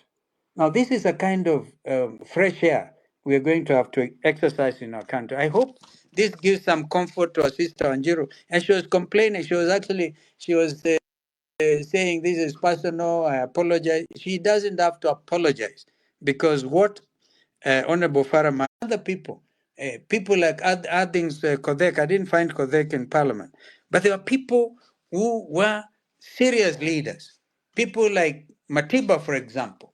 Matiba was a rich man, but he didn't hide it. He didn't hide it. He elaborated clearly how he made his wealth, because you not expect that also leaders are not supposed to grow their wealth portfolios. But there are others like Robert Ouko, a professional minister for foreign affairs, after whom I actually learned so much. I mean, after whom I came into office. And people again who are in the area of diplomacy, countries' diplomacy, um, giving a clear direction on what this country stands for in terms of international relations. These days, you get our men thrown into Haiti with absolutely no consideration whatsoever. Gang, sorry about this. Are you still there? Yes, we are here. We can hear you. The people try to interfere with this phone. Okay. I have come out, for example, to say we have sent our men on military assignments, peacekeeping missions in the past to countries like Angola, to Mozambique, to other. These countries work for international peace. That has been one of my preoccupations during my professional time. I'm very proud of what I've done over the years to, for example, make sure that we end up with the world's newest state, the Republic of South Sudan. Never mind, they're also facing big challenges. But this took a serious intervention as a foreign minister. And of course, also working in the region with Somalia. I've even tried to help our people in Burundi. And more recently, in fact, in the DRC, helping President Kabila and Felix Tshisekedi to form a coalition government. The continent of Africa is really bedeviled with a lot of political challenges. But then, as a person, I think I've honestly played my role in the ministries that I was given to lead. And even as vice president, no, Kenyans may not remember, for example, that as Minister for Education, I actually outlawed corporal punishment in our schools, in keeping with what the world, of course, has come to look at children's rights and what have you. But sometimes you have this thing about collective responsibility, the doctrine of collective responsibility. And when that happens, then you end up with a breakdown in terms of political responsibility. I'm addressing you, Dr. Nyakundi, because you're saying, can I take responsibility for some of those failures? Indeed, when a country goes wrong, and we end up losing people in tribal clashes and others, you feel it. But you cannot run away because you're not running the country alone. Yeah? And that you cannot even, I think others think, the double speak by the political elite. Some of us over the years have come to be who we are. And I want you to trust me that you will never hear going forward or at all a situation where I can be compromised. I've never been compromised. And therefore, really, Duncan Onyango, Daktari, I'm happy that you're able to see, to make sure that we bring sanity in our country and to stop these very unfortunate abductions. Kibet Bull is safely now home, and even Senator Okia Omtata, who is your political colleague, we will appreciate that. I had to go down there to the police cells and to assure him that we are not going to allow him to suffer injustice. That's why we're able to get him out with a mere 1,000 shillings bond. We are determined to make the difference. Don't worry about the culture of handshake. You know, this is very troubling because I can understand you, Onyango, Duncan, when you say an old Masai man told you we cannot elect Raila or Ruto or Kalonzo. Of course, obviously, I've been Raila's running mate for 10 political years. And I think that's why they associate. It's a case of guilty by association. But the time has come to stand in solidarity with the Kenyan people so that Kenyans are able to see the real Kalonzo Musyoka. not one who is seen from the lens of Raila or Ruto or Moi or other people. Therefore, I want to assure you that you can trust me. They say that the proof of the pudding is actually in the eating. Now, a few things have been asked about Babayao. I gather you, Bwana Mwangi, famous economist, correct me if I'm wrong, but I think you tried to run for Governor Kiambu. Listening to Babayao, because there's a principle also in law, because we cannot really, if we are going to be to imbue in our citizens the ethos about constitutionalism, we must also accept the law of natural justice, which says that no person can be condemned unheard, and everybody is seen to be innocent until they are proven guilty. If you listen to Babayao, he'll tell you actually the reason he was impeached as Governor Kiambu was because he was supporting William Ruto. And the other guys on the other side didn't seem to like that.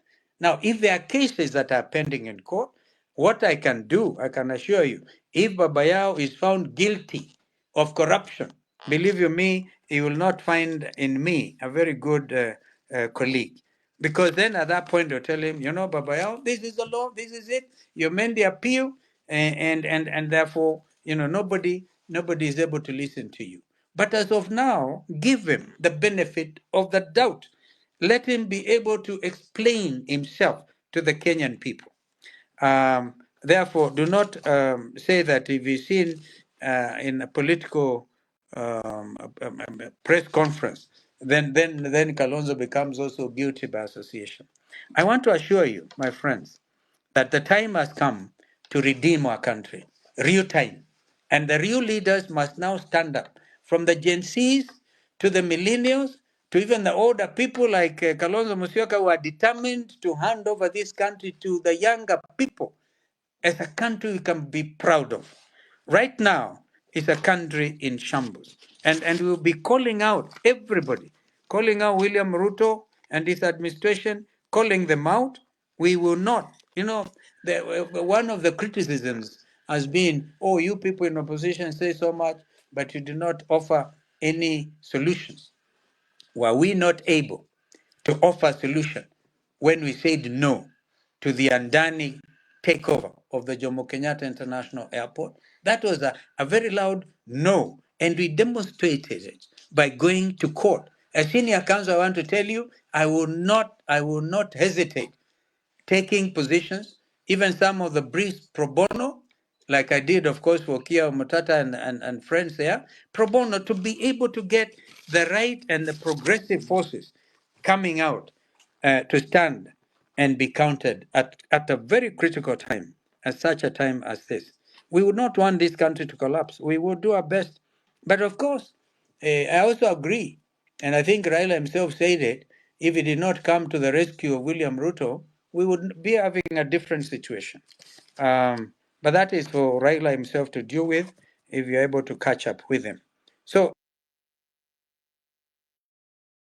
stop there and assure um, all these colleagues, and I know there are others who are concerned, but to be honest with you, the utterance by Farah Maalim deserves absolute condemnation by all of us who love this country.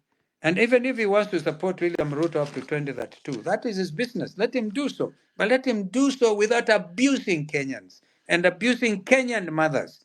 Kenyan mothers deserve respect. In days like this, when we have a lot of cases of femicide, for example, we cannot really be stand in silence when we are seeing some derogation for basic people's rights, like the rights of the mothers and Kenyans in general.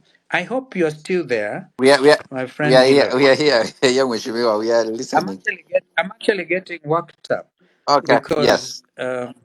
and as I said, it's very refreshing to listen to Dr. Duncan Onyango, Dr. Nyakundi. Nyakundi started by saying he wanted only 2 minutes. I think he addressed us for about 10, but that's okay. I learned a lot. I learned a lot. But I also want to say one thing, Yes. that when I ran for election in 2007, I was the only presidential candidate who declared my wealth. And I'm still very open. I'm very open about these things. But I'm also a professional. I have a law firm called Musyoka Murambi and Associates, all right? And if I earn legal fees, of course, William Ruto overtaxes them, overtaxes everything. I never understood how you can, charge value tax on VAT on professional services. But there we are. So we earn a little money, and we have to educate our children. We have to also make sure we allow families to grow. So it is not that when you become a politician, you should end up a pauper. But I think enough to keep you going, to raise up your family, and to, in a case of somebody like me, to bequeath future generations a country that is under the rule of law, of course, a country that also fears God, and a country that is going to be devoid of these chest thumpers. Chest thumpers. I've never seen this culture of people just chest thumping, and they can call anybody any name, anytime. I want to tell you, I'll be there for the Kenyan people. Thank you so much, Mushimiwa. Thank you. I don't know how many minutes do you have because I want to give ladies now. I see ladies coming on platform. I don't know how many minutes you want to add us uh, before we wind up. Hillary, can I just Some ask for 10 1 or 2 minutes minutes. just Okay, 15 minutes at the top of the hour.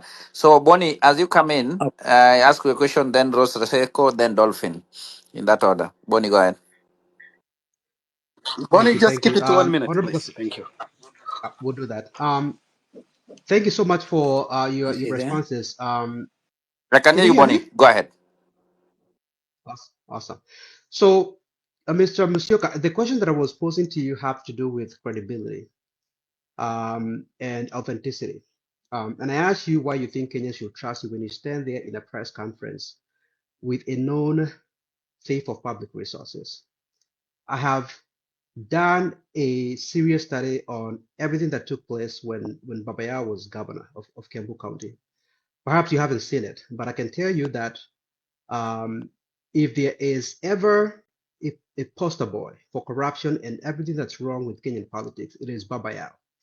The last person who deserves a second chance and the benefit of the doubt is Babaya. And I'm puzzled that you will urge Kenyans to look at an individual like that and say, cut him some slack. Wait for our court system to determine that he's a known criminal. I mean, we know that our system of justice doesn't work. An individual like that steals from the most vulnerable in our community, bribes his way through the court system, and is still a viable politician in our country. And people that are asking Kenyans to trust him do not have the ability, the foresight to be able to tell people that should not go anywhere near public resources. That's puzzling to me, and it's surprising to me. And I say that with all due respect.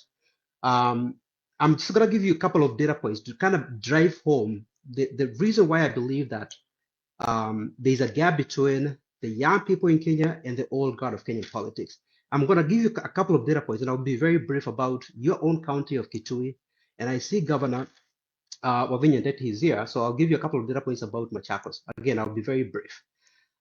Your county of Kitui has a population of 1.1 million. It's got a 55% poverty rate, 63% literacy rate. It's a poor county. The average citizen there makes about $10,000 shillings a month. With a 55% poverty rate, your county spends 10% of its budget on MCAs alone. Okay, 10%. The Kitui County spent 97 million on foreign travel in 2022-2023. It spent 420 million on foreign travel, a total of 517.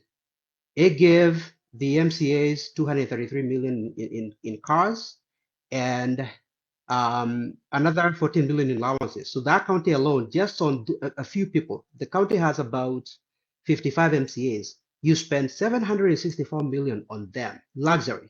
And then look at how much money that county spent on education. 200 and actually zero shillings on education and bursaries in the whole county. So you spend 764 million on yourself, you spend nothing on the citizens. Give you a couple of data points about Machakos. Bonnie, 36% poverty can rate. we land please and give it on the chat? We only have 15 minutes Yes. to do, and we'll appreciate. Thank you. Understood. Understood. So Machakos spent 747 million between cars for the governor, MCAs, and travel, and then it spent 80 million on education and bursaries for the whole county. That's the problem that we have in our country today. And all these Kenyans that are on this call understand that issue. And our politicians, in my honest opinion, do not understand that issue. Thank you. Thank you, Bonnie, for your comment. Let's go to the ladies, and then we go to Anwar and Senator Babu. Thank Yes, you. go on. Roseko, how are you doing today? Welcome. I'm okay. I'm doing well. Thank you very much. Good evening, everyone. Good evening. I'm honored to join this important discussion and connect with these fellow Kenyans who are passionate about developing a better future for our beloved nation. Honorable Kalonzo, your unwavering dedication to integrity, justice, and unity has been a source of inspiration for many, including myself. Allow me to possess two questions that I believe will highlight your strength and offer clarity on your vision for Kenya. My number one question: you've been a steadfast advocate for peace and national cohesion. How do you plan to leverage your track record of promoting unity to bridge the deep division in our country and foster a truly inclusive Kenya? My number two question is: your commitment to servant leadership is well known. What unique qualities and values do you believe to set you apart as the leader who can steer Kenya towards economic recovery and restore hope for millions of struggling Kenyans? Thank you for your leadership and for engaging with us tonight. We are eager to hear your insight. Sorry, guys, I've got a bit of cold. Thank you. Thank you so much, Rose, for that. And we are quickly covering for that cold. Dolphin, are you here? Yes, we need more ladies also to ask question. We don't say that this platform is more. We want young people, ladies to come in. Dolphin, go ahead. Dolphin. Oh, Dolphin dropped. Okay, Senator Ken Babu.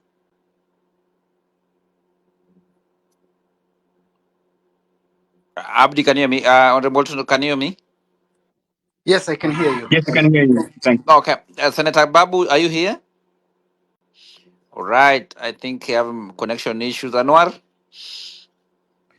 Hey, good evening, ladies and gentlemen. Thank you, Hilary, Abdi, the Honorable Kalonzo, and the rest of the members here. One of the things that is very important that I think for most of the observers have seen, though we gave ourselves a constitution in 2010, successive governments since then have proven that the president still enjoys immense power, that they have a lot of power over of our institutions that are supposed to be acting independent. We see it now with Ruto controlling parliament, controlling the judiciary. And therefore, the character of the person that becomes president is very important. We all agree, I think, that the current government does not represent what we aspire for the Kenyan people. This is not what we want for our nation. We do not want to see cases of abductions. We do not want to see cases of killings, or we do not want to see cases of corruption. So the bottom line is that we want, those of us that really need Kenya to change, agree that the current government needs to go. There will be debates of who and what kind of people need to replace them, but I think that is a debate that I think when we agree that the current government needs to go, we will continue to have. I think my questions that I want to ask the Honorable Kalonzo Musyoka, the reality of the ground is that Kenyans need a coalition, government, among politicians, young people, to achieve the immediate goal of ensuring that UDA, the blood-based government, is a one-term government. As a leader, have you begun consultation among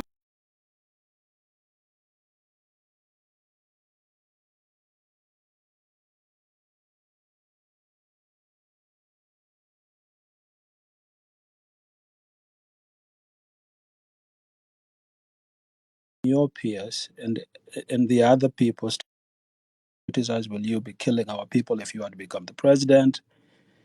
If you are criticized, you will be abducting people if you are to become president. How do you think your Christian faith has shaped you to be a leader? Because now we see somebody that is also quoting the Bible but is killing people at the same time. So people are very skeptical about Christians.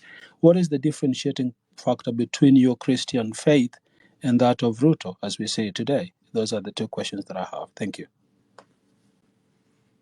Uh, Thank you, Anwar. Yeah. So I think there was somebody who was dropping Hillary.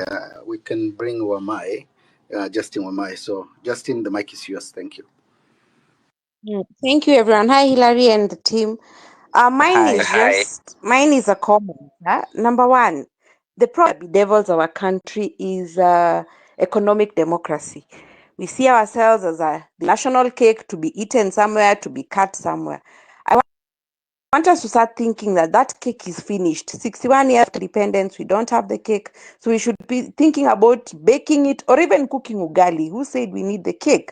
So the conversation that I'm really hoping that this country will start looking at things is how do we emancipate ourselves economically? Number two, the challenge again we have is that we are all hoping that we are all saying must go, which is fine. But I also want to accept that we need a formidable opposition. If we really need true and, that strong, the change, the transformation we're looking out for, we need a strong opposition that will keep the government in check. Because as it is, if the one we say must go goes and then he ends up being in the position, it's going to disturb everyone. So whatever we are planning for in the future, focus on winning government and having a formidable opposition. Hillary, if you allow me, let me donate my rest of the time to Omondi Koyo. He is really insisting on speaking. Thank you very much and enjoy your evening. Thank you, Justina. Where is Oyo? I don't see him. Maybe he will request a mic. Okay, Matiola, you've been here for a while. Do you have a question? Then Ronyo. Then we'll give Honorable Kalonzo Musyoka. But I think Mheshimiwa, we are sorry that we're gonna take maybe more 10 minutes on top. I will not add anybody on speaker. Matiola, can you go ahead? Then Ronyo. Well, thank you very much, fellow compatriots, for making time to gather around this very important topic. Mine is with regard to the reconstitution of the IEBC, and I want to take Honorable Stephen Kalonzo Musyoka back to 2017, where it was their political formation together with Uhuru's that gave us the commission that gave the elections in 2017, which in the first round were annulled. Of course, there went on to be a repeat election, but we know that questions have been raised with regard to the 2017 presidential elections and basically the general elections in totality. Now, in 2022, Kalonzo Musyoka was with Raila Odinga and Uhuru Kenyatta, and there was this talk about them having this system. So in a way, it was considered that if the elections were going to be rigged, it would be in their favor. There have been other actors in that space, both in 2017 and in 2022, that never kind of got an opportunity to be heard or to be at the table. So even in the constitution of the Independent Electoral and Boundaries Commission, their views were not taken into account.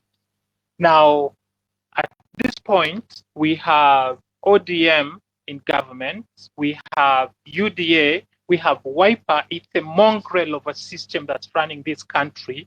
And then we have this battle with regard to Koki Muli, where people believe that she's being pushed aside because she is principled and has values that are needed to ensure that the selection process of the commission is above board. Now, that may be a lone voice, but then my question is this: is it not naive of us to push for the reconstitution of an IEBC when in fact evidence points to the reality that that commission eventually will have a very strong axis that is based in Kamagut and Bondo, and us going into an election with that kind of a commission will be like Kenyans taking themselves to the slaughterhouse.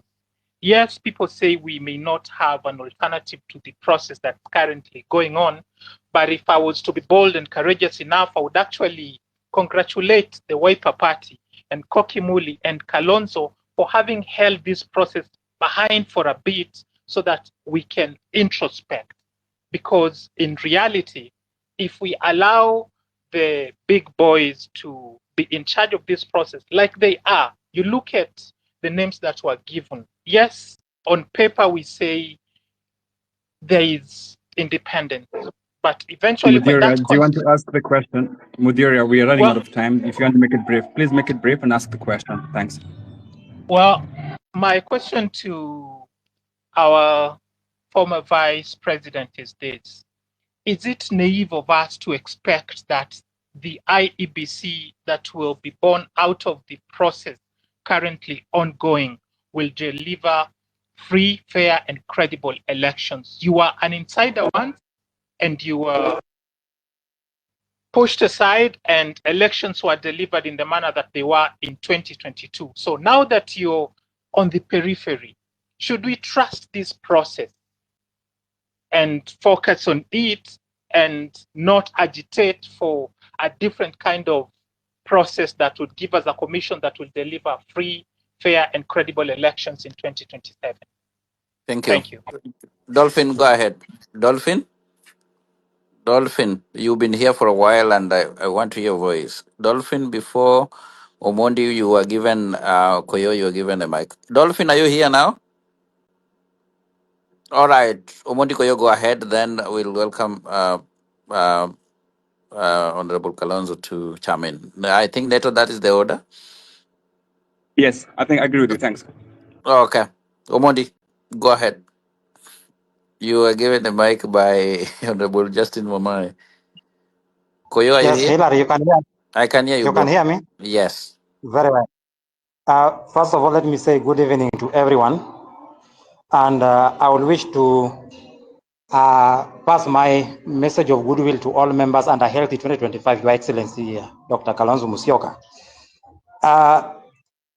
In Kenya today, the question in the lips of so many Kenyans and in the hearts of many Kenyans is, yes, we agree that we need to change the Kenya Kwanza regime, but they ask themselves, with who? Because the person who Kenyans have been actually seeing as a best option is Dr. Stephen Kalonzo Musyoka. But when you listen to a number of Kenyans, they do tend to believe that he's not taking this matter seriously. And to me, I think that is a very big failure on his part, which he needs to change on his tactics going forward in 2025. However, I would wish to ask His Excellency Kalonzo Musyoka that in Azimio, we are only 23 political parties. We organized ourselves and 16 parties voted for Dr. Augustus Muli against 7 members of Azimio who voted for Dr. Koki Muli. What is this one problem that he has with Dr. Augustus Muli that he can't allow him to serve at the panel so that we can unlock the stalemate and allow the country move forward? Remember, the Kenya Kwanza regime is taking advantage of the confusion in Azimio to continue derailing the reconstitution of IEBC. How I beseech His Excellency Kalonzo Musyoka, please let us allow this process to continue, because Dr. Augustus Muli of National Liberal Party is a constituent member of Azimio La Umoja One Kenya Coalition, which yourself you are leading. How I beseech you that please organize us as Azimio so that other Kenyans and other stakeholders can take us seriously as the best option that can remove the Kenya Kwanza regime from power. Otherwise, I thank you very much, and I hope there will be goodwill going forward into the future so that these cases in court can be withdrawn. We finish the matter and reconstitute IBC for the benefit of all of us as the citizens of Kenya. Thank you. Thank you. Thank you. Before we go to Honorable Kalonzo, quick, Ronyo, I give you less than a minute. Go ahead for your question. Thank you so much, Abdi, and thank you so much, Honorable Kalonzo. I just have 2 questions within less than 1 minute.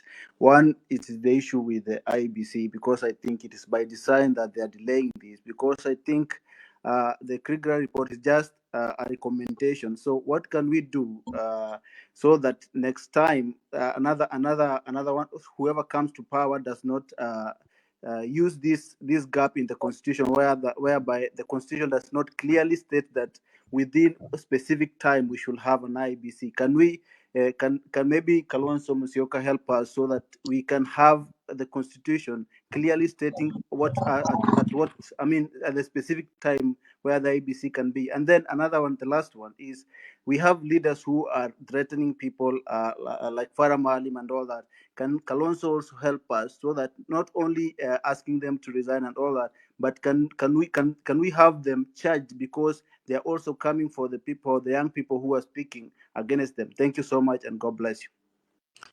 Thank you, Ronyo. I'll just go to quick online comments for Kalonzo Musyoka. Quick one. This is a question that says, in the light of the CS Murkomen comments, how do you view the government's approach to addressing dissent and criticism on social media? Do you believe using threat as a tool to stifle freedom of expression is an effective solution, or do we need to focus on the root cause of public discourse on the government failure? Thank you, and over to you, Honorable Kalonzo. I thought there was Dr. Milton who wanted to chime in for a minute, but I don't see him. But over to you, Hillary, to take it back to Honorable Kalonzo. Oh, thank you so much, Mheshimiwa. You can chime into those questions. There are so many, and also you can give your final remarks, and I'll give also Honorable Neto to say thank you for coming and honor our request and joining the team Oh, today. thank you so much, Mheshimiwa. You can chime into those questions. There are so many. Yeah. Oh, where are we? Okay, it's open. Okay. Are you there? Yes, Mheshimiwa, we can hear you. You're well. Well, I want to thank all the contributors and very useful comments. Generally, very concerned about our country and where we are. Boni, you gave us quite a bit of a lecture, Dr. Boni Mwangi, very competent economist, giving us very good statistics about my own home county of Kitui. I cannot, of course, agree with you. I do agree with you absolutely that something needs to be done about foreign travels by MCAs and people. Uh, it may not be clear to the majority of Kenyans that before the close of every financial year, everything is done to get members of parliament out to Dubai and to other places, MCAs everywhere. Some go for benchmarking in places like Singapore and other places. Complete wastage of public resources. Therefore, I cannot agree with you more, Panaboni. And you say that Governor Vinya is actually online herself. But of course, I don't agree when you said there's zero on education and bursaries for Kitui County. I wish Governor Malombe was able to be. We'll bring this out, this fact to him. I cannot see how there can be zero allocation for education and bursaries in Kitui, and this 80 million for Machakos.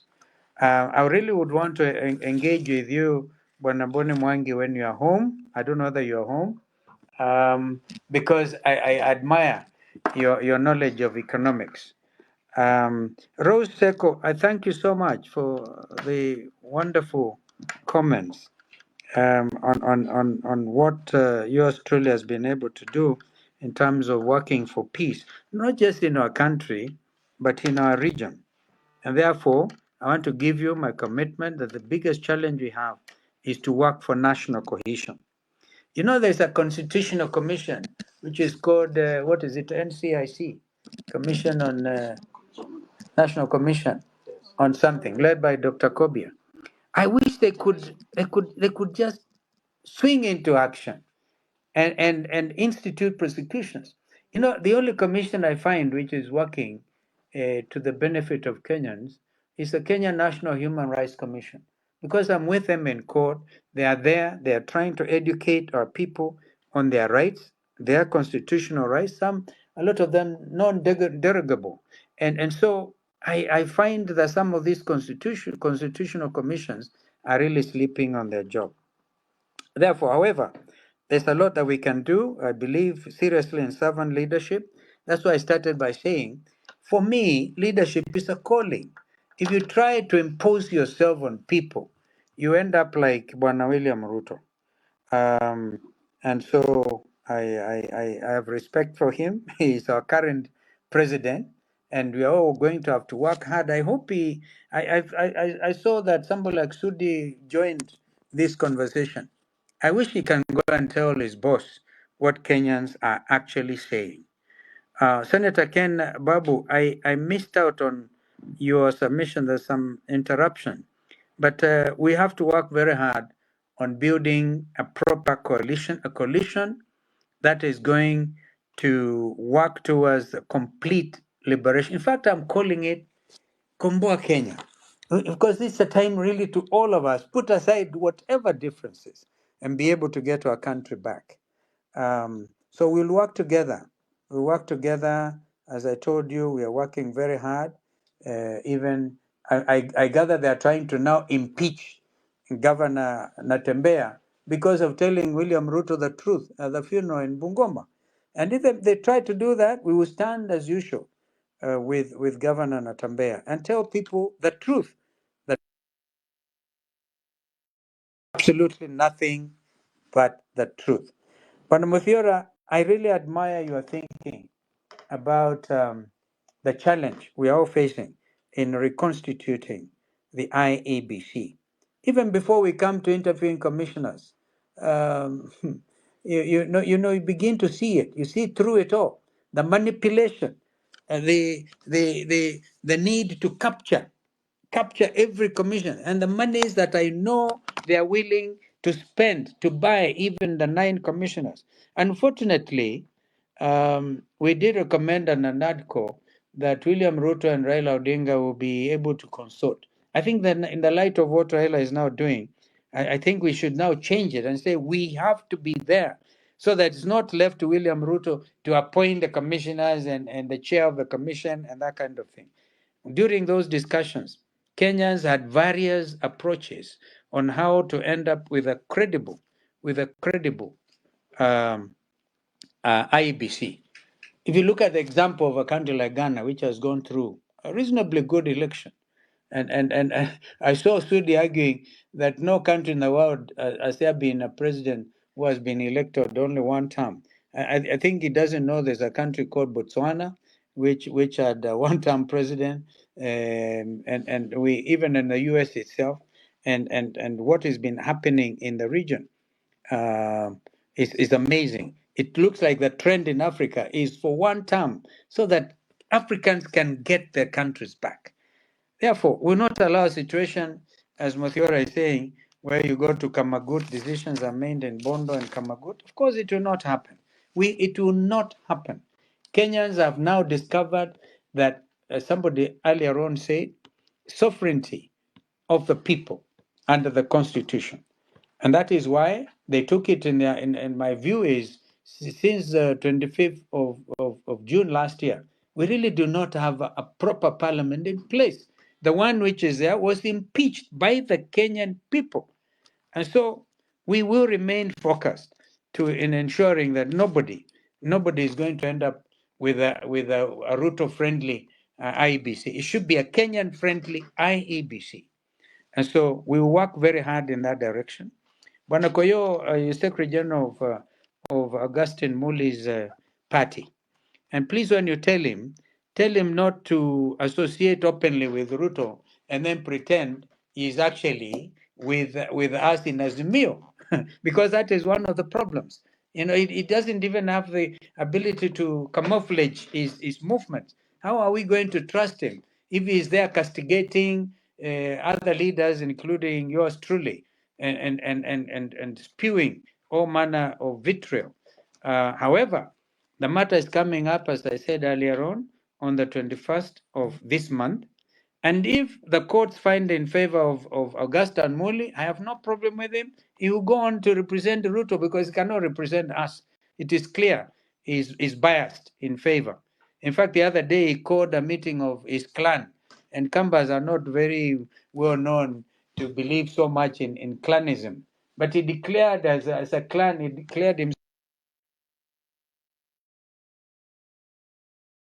and actually said they are there to work with William Ruto. So how can I trust Bwana Koyo our good friend Augustus Muli to be the voice for Azimio la Umoja One Kenya. By the way, before I forget, somebody tried to suggest that I said Azimio is actually in place. I think that friend did not hear me correctly. I said Kenyans have lost faith in Azimio because some of them, some Azimio leaders, I said it very clearly, Kenyans are actually fed up with the name Azimio. This is why we have to reconfigure the whole situation. We'll give opportunity to ODM to tell us whether they want to work with us or to work with William Ruto. It will be their constitutional right. But the rest of us are determined to work to, in a very democratic manner, remove William Ruto from office. Now, when CS Murkomen attacks Kenyans on social media, threatens them, and I think even William Ruto is threatening them even today. You know, the world has changed. The world is now full of artificial intelligence and other things. Sorry, Bwana Murkomen. This is not the country that you imagined it would be. Kenyans have come of age. And in fact, I think we need to give ourselves accolades because we do lead in this. Imagine, for example, when it came to the time to nominate the most corrupt leader in the world. A lot of Kenyans went online. Maybe this is what is making them very upset. But they should have also have asked others to nominate other people. But to earn the reputation that the country's leader is ranked now, I think is must be the reigning champion because Bashar Assad has been thrown out. All right. So to really have it's very bad for economics, for economy, it's bad for our image, and we cannot therefore continue to to languish under this kind of leadership. Social media. I see, in fact, Meta, the leadership of Meta Group, just like Elon Musk's X, have actually removed censorship. They said everybody has the freedom of expression, provided you don't take a pang and kill your fellow citizen. But Kenyans must develop the culture of taking criticism, particularly Kenyan leaders. Therefore, it will not help to abuse the young people, to threaten them, intimidate them. Intimidation, the era of intimidation in Kenya is long gone, and we will stand with our people to the very end. I thank you so much, Pana Hilary. Uh, Thank you so much, Mheshimiwa, for coming and for honoring our request to join us in this conversation. And I want to assure you this is just a beginning of the conversation on the state of the nation. And I believe that when we call again, and we call even the old leaders that you're planning to lead the country with, then you'll come and again tell us what you're going to do and how we want to look at differently with the leaders who are there. We And will. we really appreciate your time all the time. And to honor to come today, this is a blessing to the country and to even the people who can hear you and your mission and your vision and the things that you're planning to do as a leader, as somebody who has been there for a while. I want to welcome Neto to give his final remarks. Then I know you're going to leave. We will not close the space now, but you're going to give people maybe more 20 minutes to ask more questions. Then I'll forward this question to you so that next time you can address them in another platform. Otherwise, Indeed. yeah. Neto, Indeed. Neto. Before you go to Neto, let me give here Milton 1 minute, and then we go to Neto. Dr. Milton, go ahead before I give it to Neto for 1 minute. Okay, mine is to say one. I love Honorable Kalonzo Musyoka'S pragmatism and how he's honest about things.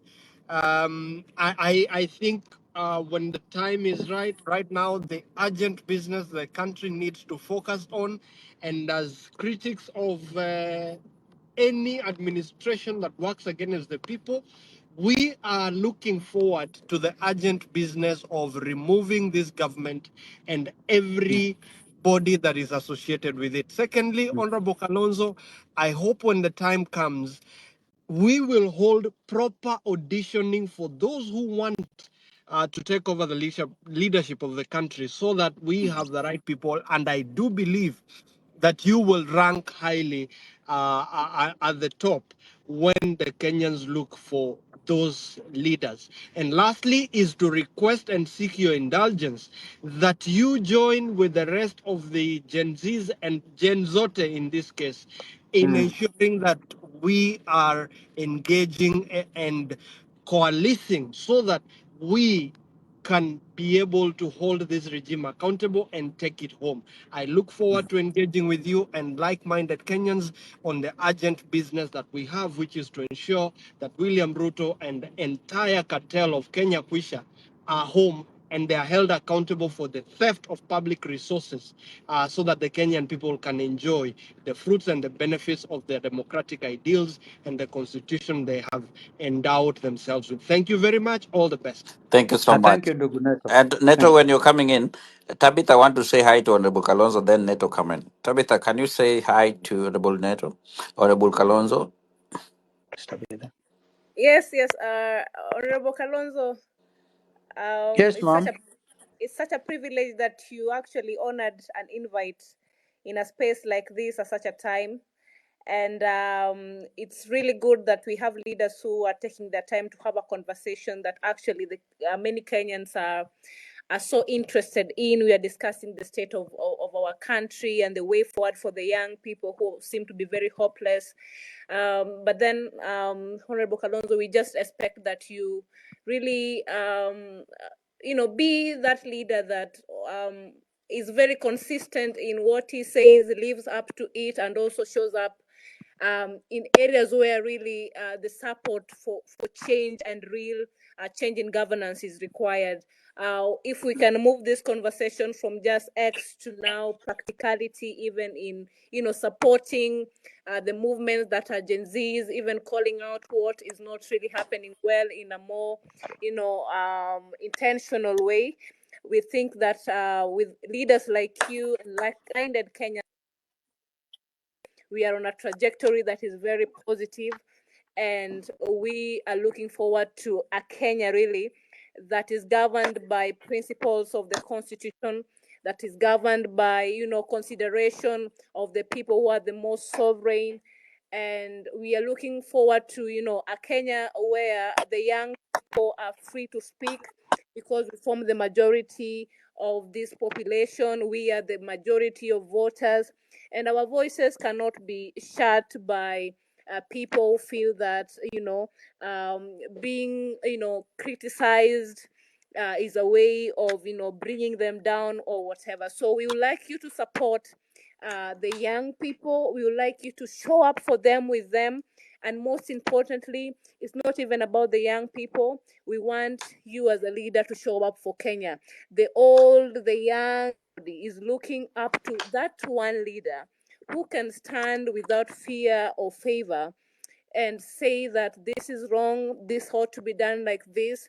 And we really want a Kenya that works, where youth meant, where we feel that we have the capacity to even create self-employment for ourselves, where businesses are working, and the policies around that force the young people to serve at the end of the day. So please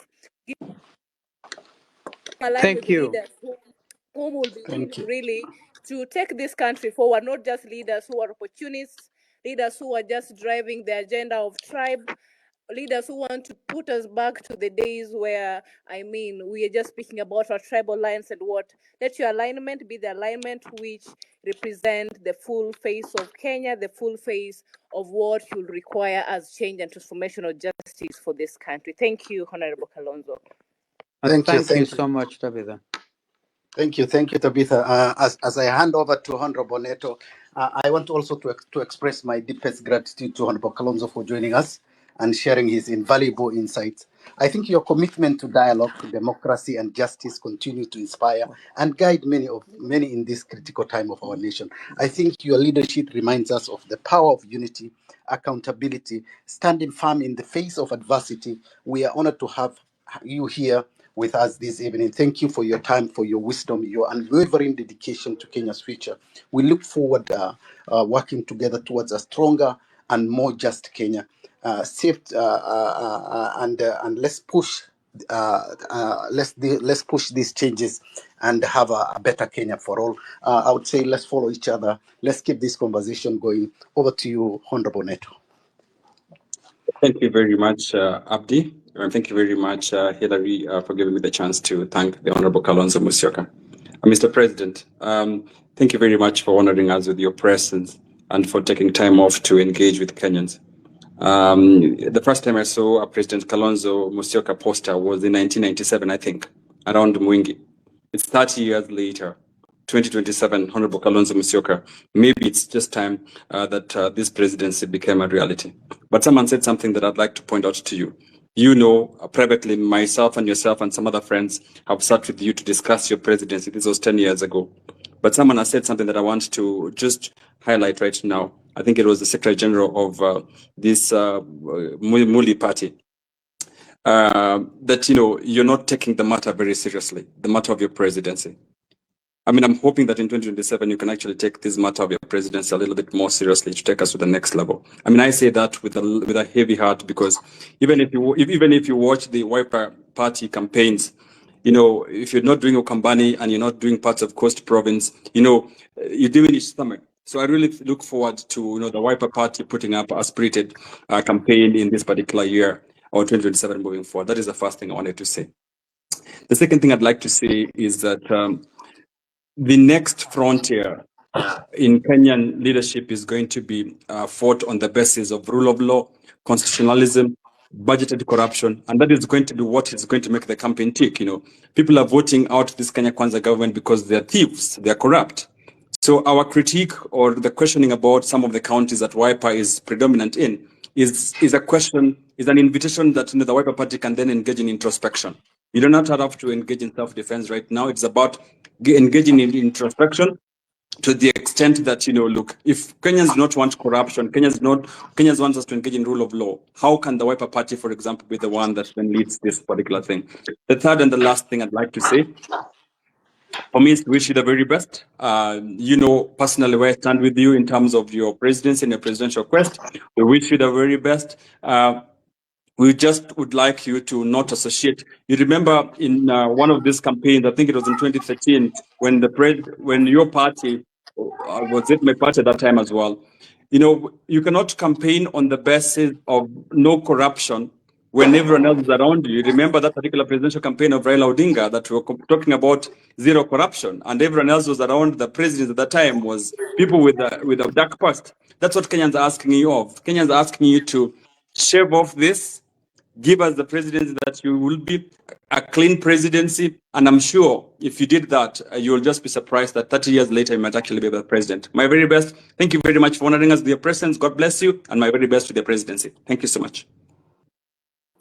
Well, thank you so much, Honorable Neto, Abdi, Justin Omai, Boni, Dr. Milton, Joe Wangeshi, Rose, Honorable Kalonzo himself, Tabitha Ugutu, that is also upcoming Gen Z leaders that we know that's coming up strongly. We really appreciate your presence, Ronyo, Africa, and everybody else who are on this meeting today. We will be hosting all these leaders all the time, and they will be telling us what they want to do and what's their perspective of leading. But we're really humbled to for their honor to come and to converse with us. It's not easy. They take their time and to be with us. And those people we didn't get mic today, we really, really appreciate your presence. Then we still have so many requests, but we want to close the space and thank you so much for joining. And may God bless you and see you again on Sunday. As usual, Pressure Point is alive. Let us see you on Sunday from 7 p.m. Kenya time to at this moment. May God bless you wherever you are. Let us pray for each other. Let us know and let us follow each other all the time so that this conversation should go ahead. Otherwise, thank you so much. See you again.